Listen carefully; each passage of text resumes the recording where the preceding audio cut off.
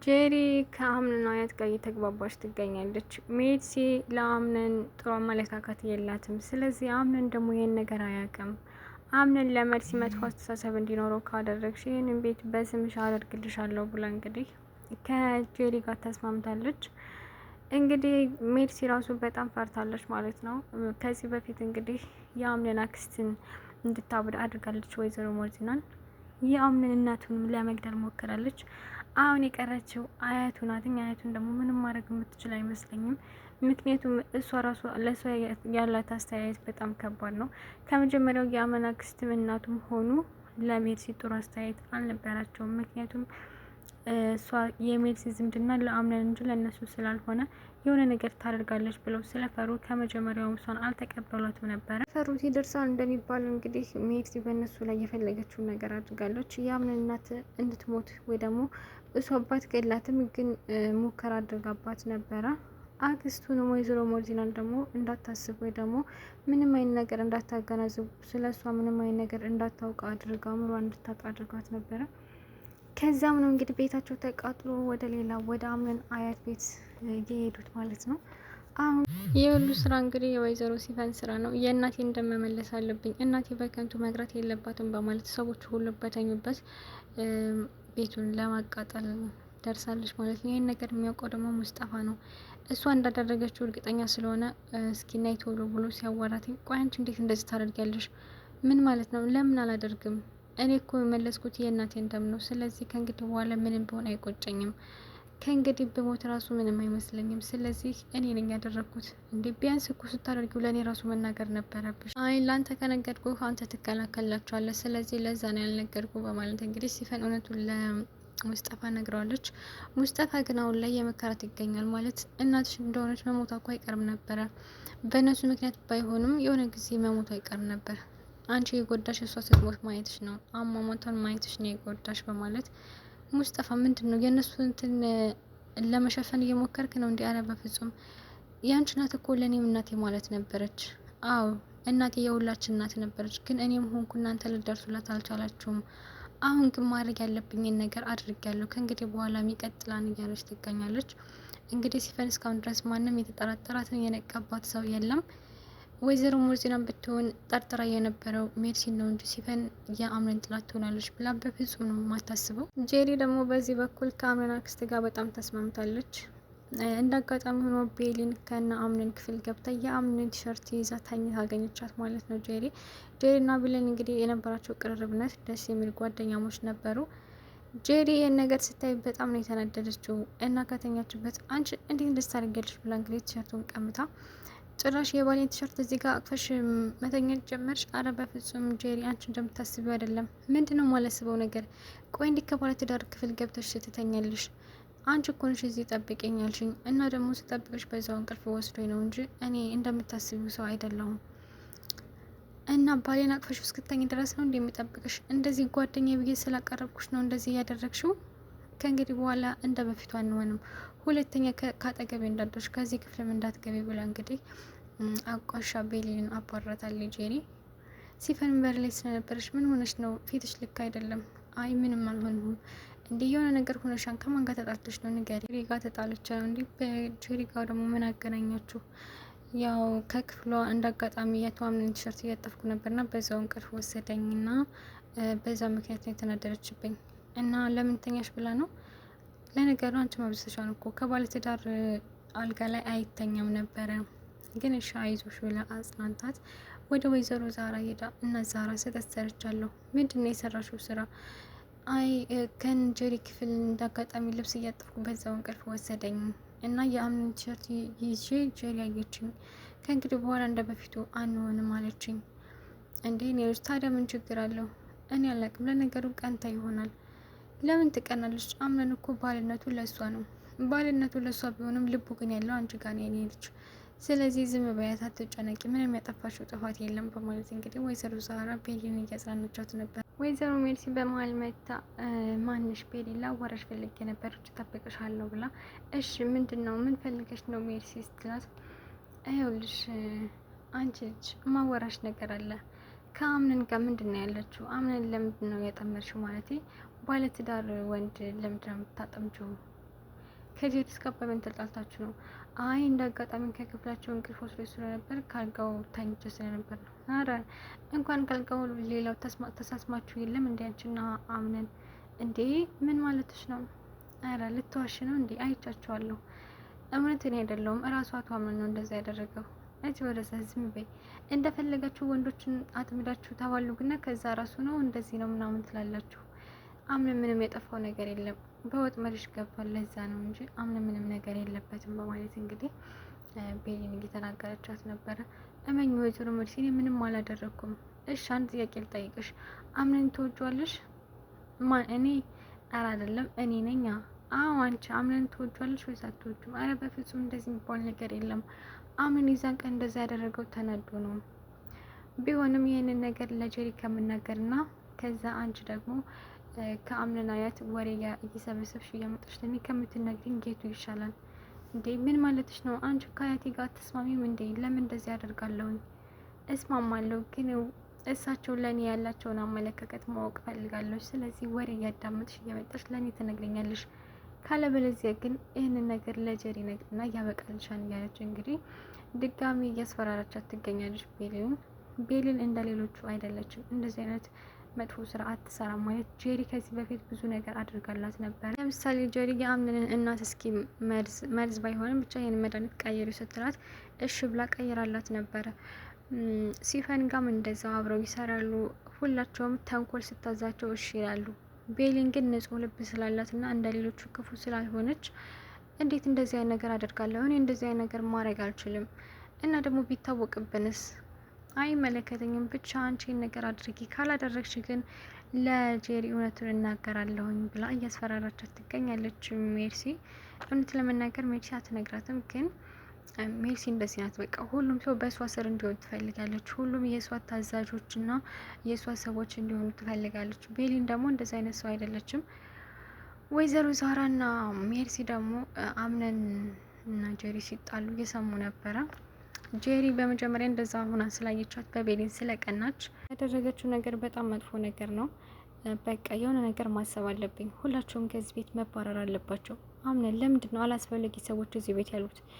ሲፈንም ሆነች ቤሊን ለሚስትነት የተመረጥኩት እኔ ነኝ። ከእንግዲህ በኋላ እነሱ ከዚህ ምን ያደርጋሉ? ማናቸው አላስፈላጊ ሰው ማን ነው? ለምሳሌ ቤሊን። እንዲህ ቤሊን ነው ያለው ደንግጦ አምነን። ምክንያቱም ቤሊን ከዛ ቤት እንድትወጣ አይፈልግም አቶ አምነን ቤሊንን ስለሚወዳት። ከዚህ በፊት እንግዲህ ወይዘሮ ዛራን ከዚህ ቤት ውጭ አክስቴን ያልሆነ ነገር ተናግረሻታን ብሎ ከቤቱ ሊያባረራት ነበረ። ግን ቤሊን አክስቴ ዛራ ከሄደች እኔ ማብሬ እሄዳለሁ ስትል ነው ወይዘሮ ዛራን ተመለሽ ብሎ አምነን የመለሳት ማለት ነው። ምክንያቱም ቤሊን ከቤት እንድትወጣ ስለማይፈልግ። ግን አምነን ጅልነቱ የተባለውን ነገር በሙሉ ያምናል። አሁን ጄሪ ልብስ ጠፍቶኛል፣ ስለዚህ ልብስ ተሰርቋል፣ አምነን ከዛ ቤት አስወጣቸው ስትለው ስላልተስማማ እንዴት አስወጣቸዋለሁ? እነዚህ ሰው እኛ ጋር አብሮ ብዙ መከራ አሳልፈዋል። በዛ ላይ ልብሳቸውም አብሮ ከቤቱ ጋር ተቃጥሏል። ስለዚህ እንደዚህ ውጡ ብሎ ማባረር ይከብደኛል። አያት ይሄን ሁሉ ሰው መቀበል አትችልም። አይ አያቴ ችግር የለውም ምንም አትልም። እንደውም እኛ እዚህ በመሰባሰባችን ደስተኛ ናት እና ደግሞ አንቺን በጣም ወዳሻለኝ። እውነት እኔን ወዳኛለኝ ማለት ነው አያቴ ብላ በጣም ተደስታ ነበረ ጄሪ። ግን ቤሊን ከቤት እንድትባረር ያደረገችው ተንኮል በጣም ነው የሚደብረው። ልብሷን ወስዳ ከቤሊን ሻንጣን ያደረገችው እና ልክ ልብስ የሚፈልግ ሰው መስላ፣ እንዴ ጄሪ ምን ሆነች ነው? ምን እየፈለግሽ ነው? አምነን አንተ ከገዛልኝ ልብስ አንድ ልብስ ጠፍቶብኛል። ስለዚህ ብዙ ቦታ ፈልጌዋለሁ አላገኘሁትም እና ሰዎችን እየሄድኩ መፈተሽ አለብኝ። እንዴ ጄሪ ምን ማለትሽ ነው? እንዴት እንደዚህ አይነት ነገር ታደርጊያለሽ? እዚሁ ፈልጊው፣ ከልብስ ጋር ተቀላቅሎብሽ ይሆናል። አረ በፍጹም አልተቀላቀለም። ምክንያቱም እሷ ያደረገችውን ስለምታውቅ ነው እንደዚህ ያለችው። መጀመሪያ ወደ እነ ሲፈን ክፍል ሂደው አዩ፣ ግን ምንም ነገር አላገኙም። ከቤሊን ክፍል ሂደው እሺ ቤሊን እንዴት አመሻችሁ? ምን ፈልጋችሁ ነው? ልብስ የጠፍቶብኝ ነበረ። ስለዚህ እባክሽኝ ያንቺን ቦርሳ እንዳይቤት ትፈቅጂልኛለች ስትላት ቤሊን እንግዲህ ምንም ነገር እንዳላነሳች ታውቃለች። ማለት የእሷ ልብስ ሲጀመር እሷ ምን ብላ ነው የምታነሳላት? ግን በዛ አልጋ ላይ ተኝታ የአቶ አምነን ልብስ ይዛ ስላየቻት በዛ ተናዳ ቀንታ ነው ጄሪ እንደዚህ ያደረገችው ማለት ነው። እና ጀሪ ስላስቀመጠችው አምታ ልብሱን ሲዘረግፈው ይኸው ልብሴ አምነን እሷ ናት የሰረቀችው። አንቺ ምን አይነት ሌባ ነሽ? ከሃዲ ነሽ እንዴ! አረ ጀሪ ተረጋጊን፣ ያንቺን ልብስ አልሰረኩም። ዛሬ ካልጋችን ላይ ተኝተሽ አገኘሁሽ የባሌን ቲሸርት አቅፈሽ፣ ደግሞ አሁን አይሳካ ስልሽ ልብሴን ሰረቅሽ አይደል? ቆይ አንቺ ምን አይነት ከሃዲ ነሽ? ምን አይነት ሰው ነሽ? እያለችው እንግዲህ ከአቶ ሀምለን ፊት እየተናገረቻት ነበር ቤሊንን ማለት ነው። አቶ ሀምለን ቤሊን ቆይ እንዴት እንደዚህ ታደርጊያለሽ? ለምንድነው ከኛ ክፍል የገባሽው? አቶ አምነን እኮ እንዳጋጣሚ እንቅልፍ ወስዶ ነው እያለች ትናገረው፣ ሊሰማት አልቻለም ማለት ነው። እሺ ለምንድነው የጀሪን ቀሚስ የሰረቅሽው? እንዴ እኔ ለምን ብዬ ነው የምወስደው? እኔ ሲጀመር ከእናንተ እኩል እያየሁት ነው። እኔ አይደለሁም የሰረኩት። አረ እዚው እያገኘ ነው። እኔ አይደለሁም የሰረኩት ያለች እንዲ አንቺ ሌባ ነሽ ብላ እንግዲህ ጀሪ መሆኑ አቶ አምነን ተናግረዋት ቤሊንን ልቧን ሰብረዋት በድጋሚ ወጥተዋል ማለት ነው። አቶ አምነን እንግዲህ በጣም ነፈሰው ነው።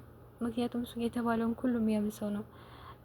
ቤሊንም በነገራችን ላይ ጅል ናት። ምክንያቱም ማሰብ ነበረባት እዛ ጋር እንደዛ ሁኜ ስላየችኝ ተናዳኔ ሌባ ለማስባል ነው ቲሸርቱን እዚህ ያደረገችው ብላ ማሰብ ስትችል፣ እኔ ራሱ ከእናንተ እኩል እያየሁት ነው አላየሁትም፣ ምን ያልሰረኩም ከማለት ውጭ ምንም አላለችም።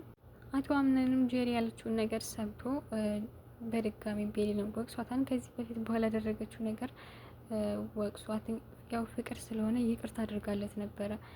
የእናቴ መድኃኒት የቀየርሽው አንቺ ነሽ ብሏት የራሱ እሷ ምንም ባላደረገችው የቀየረችው ጄሪ ሆና ሳለ ወደ እሷ አጣብቀውባት እሷም ዝም ብላለች። ግን ሁለታቸውም ስለሚወደዱ ከጊዜ በኋላ የረሱትና አብረው አንድ ላይ ይሆናሉ ወይ ደግሞ ይታረቃሉ ማለት ነው። ያው ፍቅር ያሸንፋል እንደሚባለው ሁሉም ነገር ረስተው እሷም ያላትን ረስተው እሱም አድርጋለች የተባለችውን ረስቶ አንድ ላይ ይሆናሉ።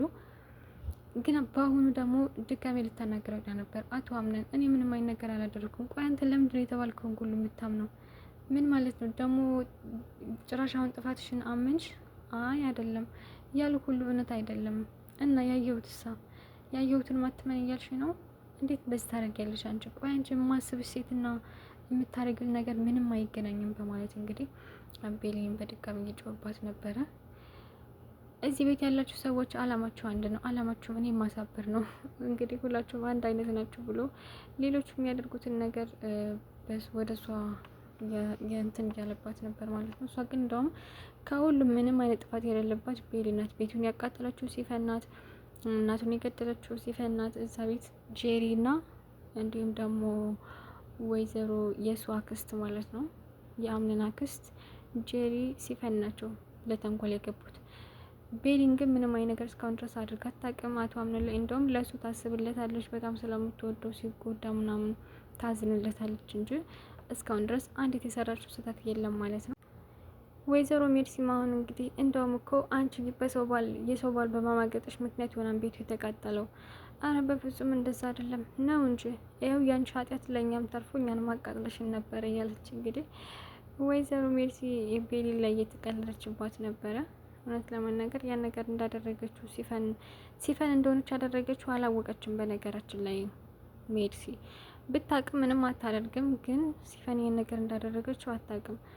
ማለት ሲፈን እንደዚህ እኔ እኮ ቤቱን ያቃጥልኩት ብላ ልትነግራትም አትችልም።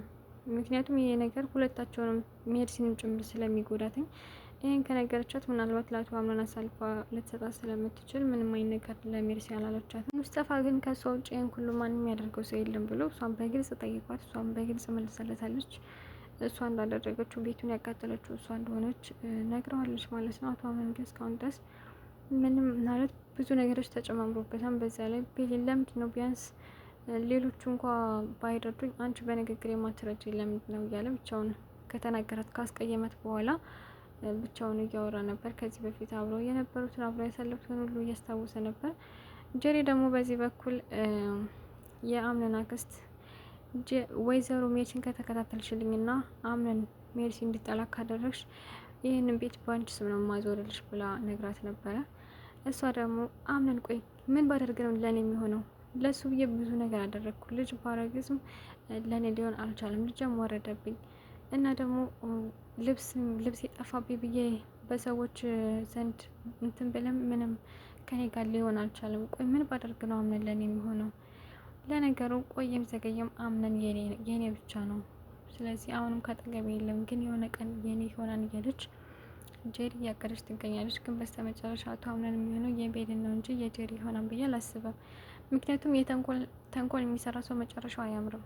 በውሸት የተመሰረተ ነገር መጨረሻው አያምርም። የሆነ ቀን ተንኮሏ ውሸቷ ሁሉ ይጋለጥባትና አቶ አምናንም ከዛ ቤት እያባረረታን ብለን እናስባለን። እንግዲህ ያለቀው ወይዘሮ ሜርሲና ወይዘሮ ዛህራ ከሽንት ቤት ገብተው ምክንያቱም ወሬ እያዳመጡ ስለነበረ ልክ አቶ አምናን ሲመጣ ሁለታቸውም ከሽንት ቤቱ ገብተው በሩን ነው የዘጉትኝ። ወይኔ በቃ በአንቺ ምክንያት ከዚህ ተዘግቼ መቆየቴ ነው፣ እኔም በአንቺ ምክንያት ከዚህ መቆየቴ ነው። ቆይ አንቺ ከዚህ ስትቆይ ሽንት ቤት ስትቆይ ምንም አይመስልሽም እንዴ? አይ እንኳን የዚህ ሽንት ቤት ቆይቶ አንቺ ጋር ራሱ ኑር ያለው እያለችው ወይዘሮ ዛህራ እንግዲህ ወይዘሮ ሜርሲ ላይ እየቀለደችባት ነበረ። አቶ አምናን በሩን ሊከፍተው ሲል ነው ያለቀው። ድር በክፍል 25 ይመስላል። በክፍል 26 እስከምንገናኝ ጨርሰን